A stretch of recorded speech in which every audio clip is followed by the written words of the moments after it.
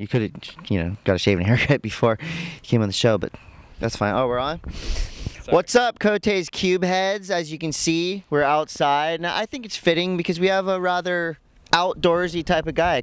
Moro, what's up, brother? How you doing? I'm doing wonderful. Happy we're out here. Hell yeah. No, this is nice. Friday, we're outside. We're having a good day. Now, Moro, you just got back from probably one of the gnarliest sounding adventure trips I've ever heard. It was called Transparency. Give us the rundown about what this trip was all about.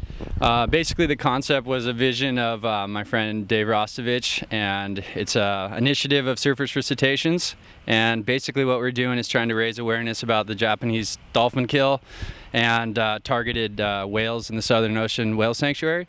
And we basically started from Byron and sailed these little trimaran kayaks to Sydney. So it's equivalent of San Diego to San Francisco. It's like 500 miles, 800 kilometers.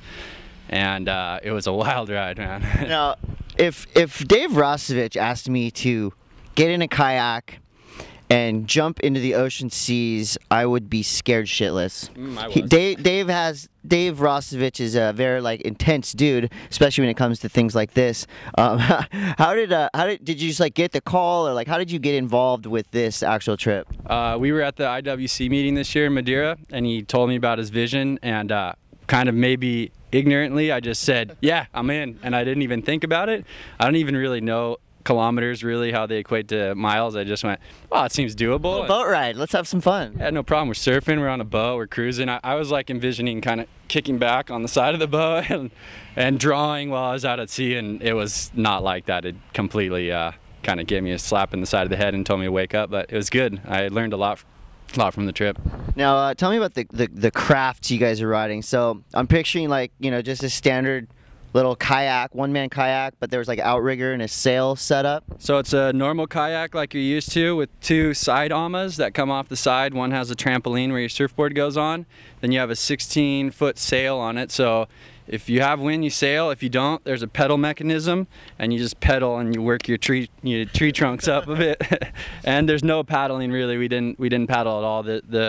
This new thing Hobie created, it's got a really good pedal drive, so you haul ass doing that. And you just cruise. When you have wind, you're flying. You ride open ocean swells just like surfing, and kind of like a mix between paddleboard and sailing.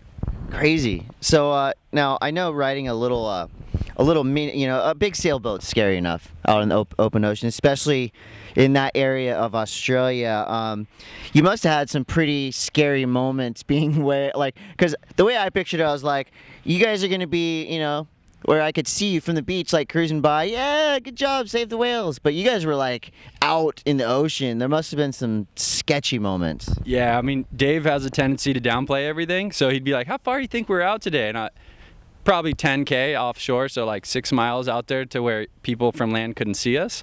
And when you're out that far, open ocean swells, white caps, basically a couple times came this close to pitch pulling, where basically nose going under and flipping forward. We capsized, we broke things out at sea, we had 40-knot winds hit us, storms, dust storms, sharks, everything basically as expected. Mother Nature, especially the ocean, can't turn your back on it. You're always learning from it, and every day was a new lesson. And as soon as you got comfortable, it would just give you a wake-up call. Something else would just come kick your ass out there. Totally. As soon as you thought you were cool, your rudder system would snap, and then you're bear hugging backward, taking water in the face, trying to fix it with a little, vice grip or something, just going, no, let me make it through. And we were safe in the end, but definitely some pretty interesting times. Well, you guys are kind of gnarly. I definitely would have died quarter of the way through. Tell me about obviously the message. You guys were out there to raise awareness. For you, what do you want people to take from the adventure that you guys took? Yeah, I mean, the adventure, obviously one big thing is something like this, I didn't think I'd ever do it, and it's just the fact that we got organized, went and experienced it. And the whole thing, whale watching industry is a huge business around the world. It's billions of dollars annually, and a lot of it runs off of motors. Nothing wrong with that. It's great to go see whales, but you can do it without making an impact and getting out there and just cruising in their natural habitat. And I guarantee you will have the best experience of your life, because the sound frequencies doesn't bother the kids, doesn't bother the parents, and they're really prone to come right up to you, which we experienced. And also, you know, if someone watched transparencyvoyage.com and goes on there, it only takes one time seeing a whale hunt or a dolphin hunt for me personally to really get involved and do something and stand up for these, you know, we as surfers are custodians for the sea, you know, and these animals are getting targeted every year. They're full of mercury. It's a dead end industry, and it's something that we all have, you know, a little bit of power to help, and I think we're all responsible for it in a bit. So yeah, there's no reason that we should be hunting whales, obviously, and it's true when you do see those videos, even an apathetic dude who sits behind a desk like myself gets angry. Definitely. You know? Well, just real quick, you've been on the trip, you're back, you're on dry land, you're alive, you made it.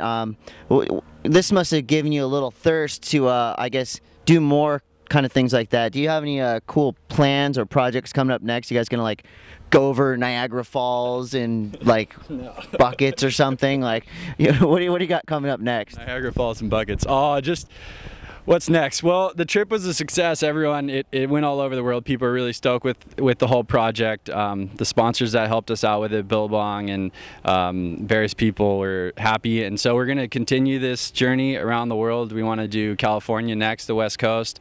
That's where our intentions have been set, and then Europe, and just continue doing it and bring cool guests along and keep spreading the word. And obviously just hitting, you know, also hitting the paper and going to the IWCs and doing as much as we can. One thing I would like to say, it's been a great year as far as Whale Wars is concerned. The Cove movie, if you haven't seen it, go and see it. It'll change your life. It's really an incredible project. And South Park just did an episode on, it's called Whale Horse, and it's on Japanese whaling and the whole issue. And so all this is really helped with, they've slowed the dolphin kills down this year, so it's been good. So all this people coming together has been a really positive thing. Nice. All right. Well, Chris Del Moro, Yeah, brother. doing good things. Him and Dave Rosovich, obviously. What website can we go to get involved from our computers? Yeah, if you go to s4cglobal.org, that is a good link. The Sea Shepherd Society is another great link to check out. And then transparencyvoyage.com has video footage, photos, nerdy little things about what we did, and you can check it out. And those are all good websites too. Sweet. All right. Well, we'll put some of those links down below, and don't forget, Chris Moro, Dave Rosovich, both freaking rip.